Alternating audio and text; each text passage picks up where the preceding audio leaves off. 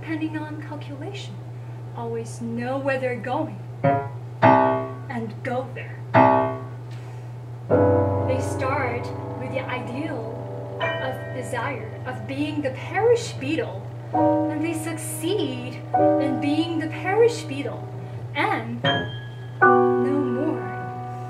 A man whose desire is to be something separate from himself succeeds in being what he wants to be. That is his punishment.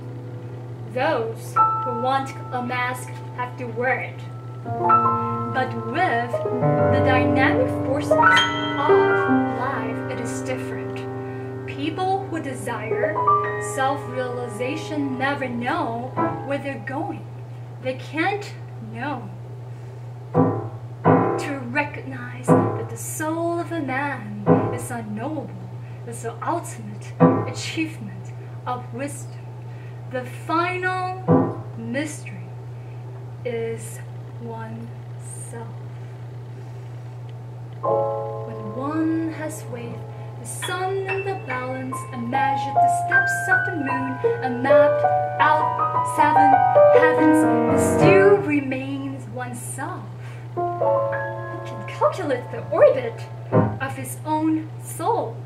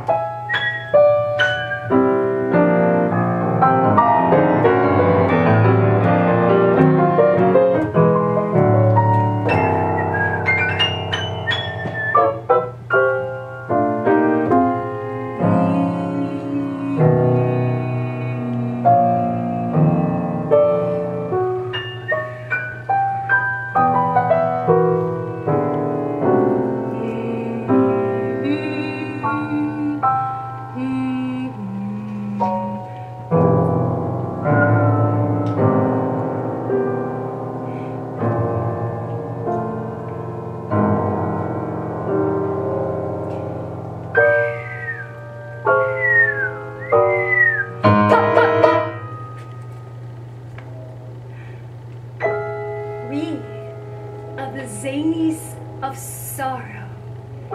We are clowns whose hearts are broken. We are specially designed to appeal to the sense of humor. On November 13, 1895, I was brought down here from London. From 2 o'clock till 2:30 on that day, I had to stand on the center platform of Clapham Junction in convict dress and handcuffed for the world to look at. When people saw me, they laughed. Each train saw the audience. Nothing could exceed the amusement. That was before they knew who I was. As soon as they had been informed, the laugh still more. Ha ha! For half an hour I stood there in the gray November rain, surrounded by a cheering mob. For a year I wept every day, at the same hour and for the same space of time. In prison, tears are a part of everyday experience.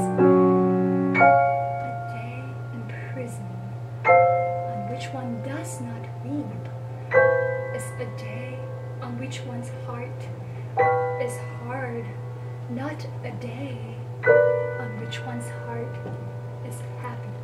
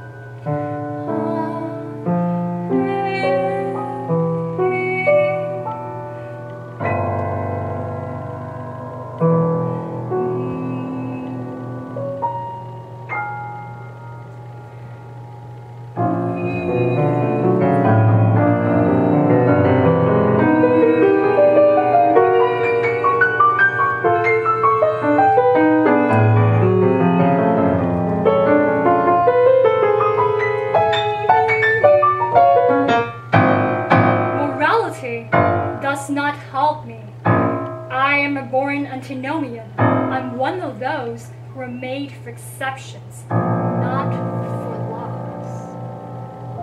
Religion does not help me.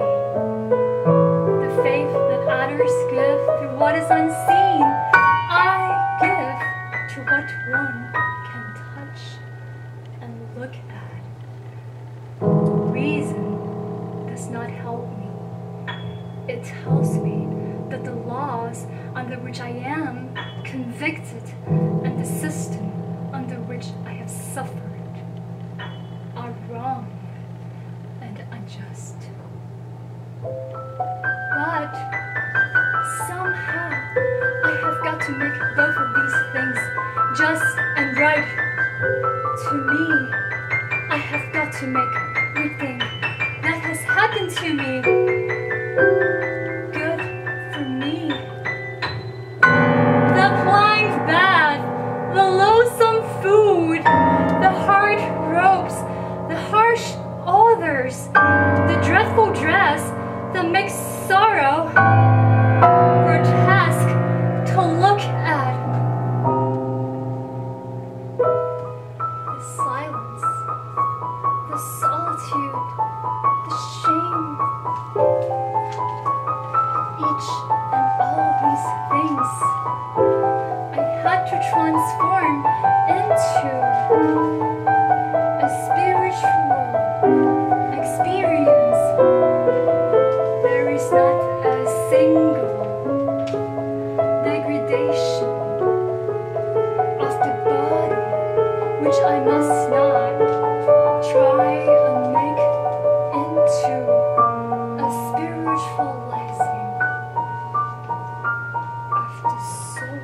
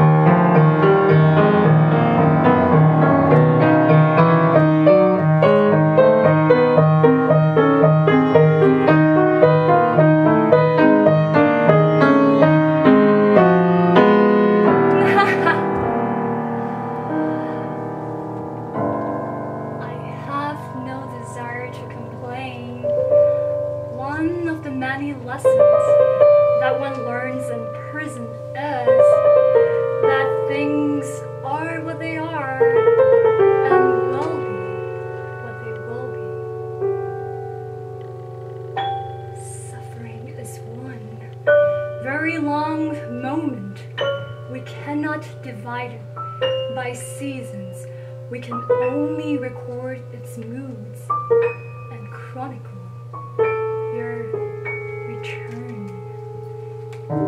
With us, time itself does not progress.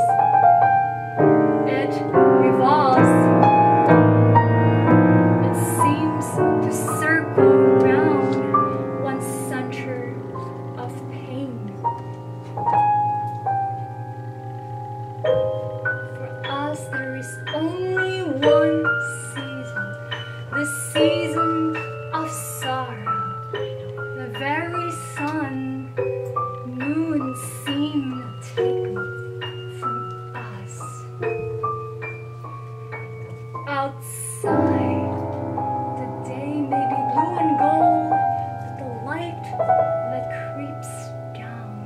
through the thick glass of the small iron-barred window is gray. It is always twilight in one cell, as it is always twilight in one's heart, in the sphere of thought, no less than in the sphere of time. Motion is no more.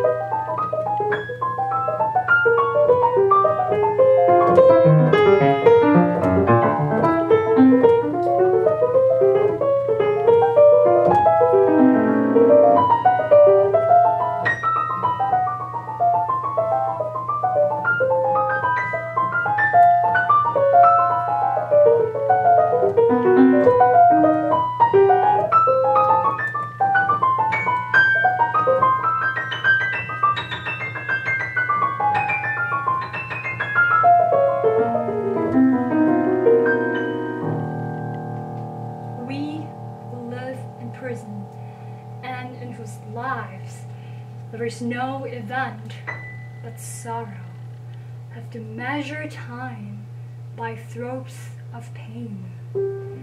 And the record of bitter moments, we have nothing else to think of. Suffering is their means by which we exist, because it is the only means by which we become conscious of existing. And the remembrance of suffering and the past is necessary to us as the evidence of our continued identity. Between myself and the memory of joy lies a gulf no less deep than that between myself and joy in its actuality. So much in this place do men live by pain, that my friendship with you and the way in which I'm forced to remember it appears to me always as a prelude consonant with those varying notes of anguish which each day I had to realize, as though my life had been a symphony of sorrow.